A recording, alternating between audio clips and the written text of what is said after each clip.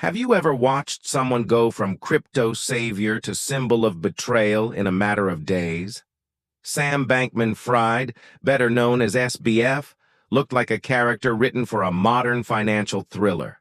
Young, unpolished, talking fast, selling the idea that he was building a safer crypto future, while also claiming a moral mission to earn to give and do good. Then everything snapped. In November 2022, Reuters reported that FTX filed for Chapter 11 bankruptcy protection in the United States. SBF stepped down as CEO, and the market spiraled as customers rushed to withdraw funds. This wasn't a slow decline. It was a sudden power outage. A brand that had stadium naming rights, celebrity-level marketing, and a reputation for being serious crypto became a warning label overnight. But if you want a scandal story that keeps people watching, you don't start with bankruptcy. You start with the question that traps the brain. How can a platform worth tens of billions suddenly be missing billions the moment people demand their money back? That question opens the real storyline, one that turned FTX from a market failure into an alleged fraud. The core controversy wasn't crypto as volatile. It was the accusation that customer funds were misused, that money deposited by users for safekeeping and trading wasn't kept behind a wall the way people assumed. By late 2022, U.S. regulators moved in on multiple fronts.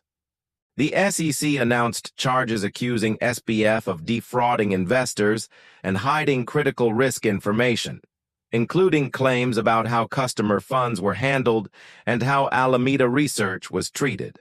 The CFTC also filed charges accusing SBF, FTX, and Alameda of fraud and misrepresentations related to digital commodity activity. And here's why this became the scandal of the crypto era. It wasn't a one-week controversy. It became a multi-season courtroom story with a definitive ending. Because this one didn't end with a vague apology thread. It ended with a prison sentence. On March 28, 2024, the U.S. Department of Justice announced that SBF was sentenced to 25 years in prison for orchestrating multiple fraudulent schemes. That's the moment the audience realizes this isn't just market drama. This is a crime narrative, complete with witnesses, evidence, a jury, and a judge who had to decide what this collapse truly was. So Part 1 ends like a documentary teaser. To understand how a genius became a convicted fraudster, you have to go back to what FTX sold to the world, a story of safety, credibility, and control, built on a system that prosecutors said was anything but. Now we rewind to the rise. Every historic collapse begins with a story people want to believe. FTX didn't just sell crypto trading. It sold confidence, the feeling that in a chaotic market, this platform was the grown-up in the room. SBF's personal image was part of the product. He didn't present as a classic billionaire. No endless supercar flex, no polished luxury persona. Instead, he sold the weird genius myth, sleeping on beanbags, talking about ethics, claiming he cared about doing good more than showing off wealth. That brand identity made people lower their guard. It made the operation feel principled, not predatory. At the same time, FTX built legitimacy through scale, sponsorships, high-profile marketing, and a public posture of professionalism. For a new investor, it created a simple mental shortcut.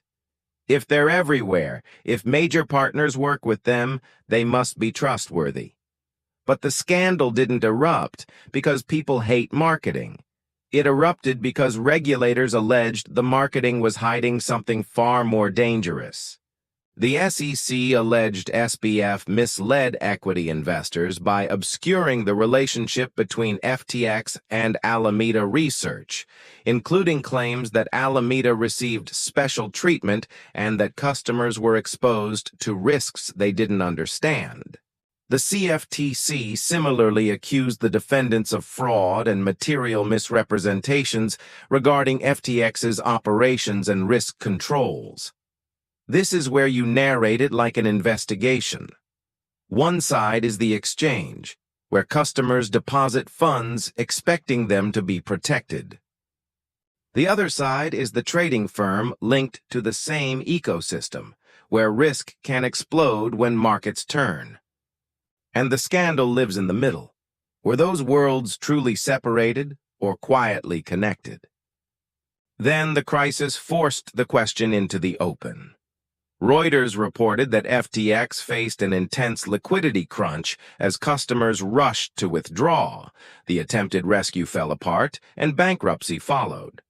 Here's the retention line you want in voiceover. FTX didn't collapse because prices fell. It collapsed because trust disappeared. And once trust disappears, everyone withdraws at the same time. Part 2 ends by tightening the suspense. Bankruptcy is the surface. The real scandal is what prosecutors said was behind it. Where customer money went, who knew, and how long the system ran before the market exposed it. Now we move into the heart of the allegations: customer funds, Alameda, and the multi-billion-dollar hole. This is the chapter that holds viewers hardest because it's the moral core of the scandal: customer funds. When exchanges fail, people often blame market risk. But FTX became a global shock because the most serious claims weren't about bad trades. They were about what happens when someone treats other people's deposits like a private credit card. Reuters, in reporting around sentencing, summarized the prosecution narrative as a multi-billion-dollar fraud scheme that involved using customer funds to cover losses at Alameda Research. The SEC likewise alleged that SBF's misrepresentations concealed the risks customers faced, especially due to Alameda's role and alleged preferential treatment. To tell this in a safe and compelling way, you use according to language and keep the structure clean. According to prosecutors, regulators, customer funds were misused, and the separation between FTX and Alameda was not what the public believed. According to the defense, as reported, SBF was portrayed as reckless or misguided rather than malicious, and arguments were made that the situation was more complex than theft. Then you make the story visual with a simple mental graphic. Customers deposit money into FTX. Money allegedly flows into Alameda. Alameda trades risky positions. Losses appear. Money needs to be replaced. Pressure hits FTX. Bank run collapse. This is the kind of loop that chills viewers because it's a classic financial tragedy wearing a crypto costume. And then comes the element that turns suspicion into courtroom gravity: witnesses. Reuters reported that SBF's close associates testified against him, describing instructions and internal reality in ways that supported the prosecution narrative. This matters for your storytelling because it moves the scandal beyond online speculation into sworn testimony. Now you land the question that keeps people watching. If this was happening, how did it continue without being stopped? That question naturally pulls into the next part, the trial, where the chaos gets translated into counts, verdicts, and a sentence. Part 3 ends on the cliffhanger. In late 2023, a jury delivered the verdict. From that moment, this stopped being crypto drama. It became criminal accountability. Not every scandal reaches a clean ending. This one did. That's why it's such a powerful timeline scandal case for YouTube. In 2023, SBF stood trial in federal court. Public summaries of the case note he was convicted on multiple counts related to fraud and conspiracy. Reuters reported the jury convicted him in November 2023, and he was sentenced in March 2024. Now you tell this like a courtroom documentary. The man who once toured podcasts as crypto's philosopher king became a defendant, listening to witnesses describe how the machine really worked. And the most cinematic detail? Some of the people closest to him, former insiders, testified against him. Reuters highlighted how those testimonies reinforced the prosecution's portrait of deliberate deception. Your Part 4 tension comes from the collision of two narratives. Prosecution narrative, a deliberate, coordinated fraud, misleading investors and misusing customer funds. Defense narrative, a chaotic collapse fueled by errors and bad management, not a planned scheme with arguments that tried to soften intent. Then you deliver the hard outcome. Reuters reported that Judge Lewis Kaplan sentenced SBF to 25 years and ordered forfeiture around $11 billion, rejecting arguments that customers didn't really lose money and citing a lack of remorse and false testimony.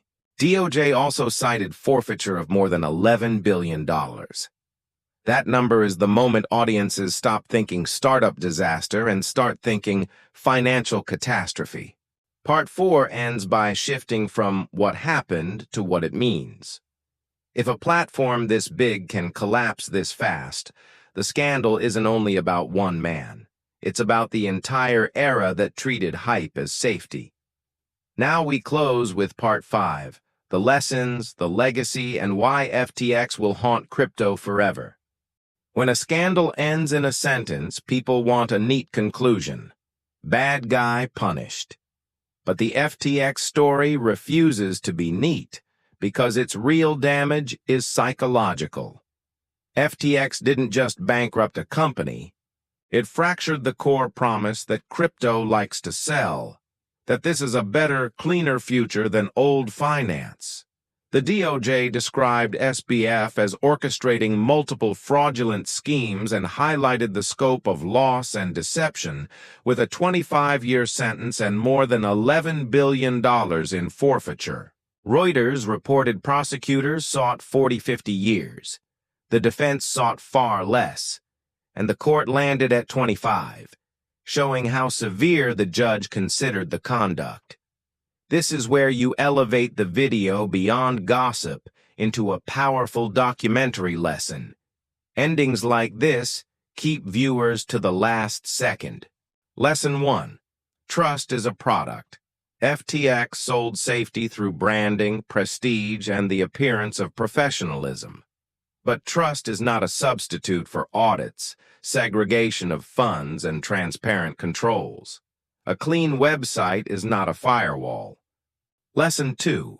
When a boundary between an exchange and a trading firm is alleged to be broken, everything can collapse in days. Reuters reported the liquidity crisis and the bankruptcy sequence. Bank-run dynamics in the digital age. Speed becomes the executioner. Lesson 3. Crypto needs institutions, not just code. After FTX, regulators and lawmakers used the case as proof that stronger oversight is needed. Whether someone loves regulation or hates it, the public response is predictable. When billions vanish, people demand accountability. Then you end with the cold question that sticks in the viewer's mind. What should investors trust? Logos, influencers, and headlines, or verified financial proof? And you finish with a hook for your next episode. The insiders who testified, the bankruptcy recovery process, and how FTX reshaped global crypto policy and exchange behavior. Close like a narrator, SBF rose as a symbol of crypto's mature phase, then fell into a 25-year sentence and a forfeiture order of more than $11 billion, an ending the DOJ framed as a response to unprecedented fraud. And whether viewers believe crypto is the future or a bubble, FTX will remain the story the industry can't erase. Don't confuse hype with safety.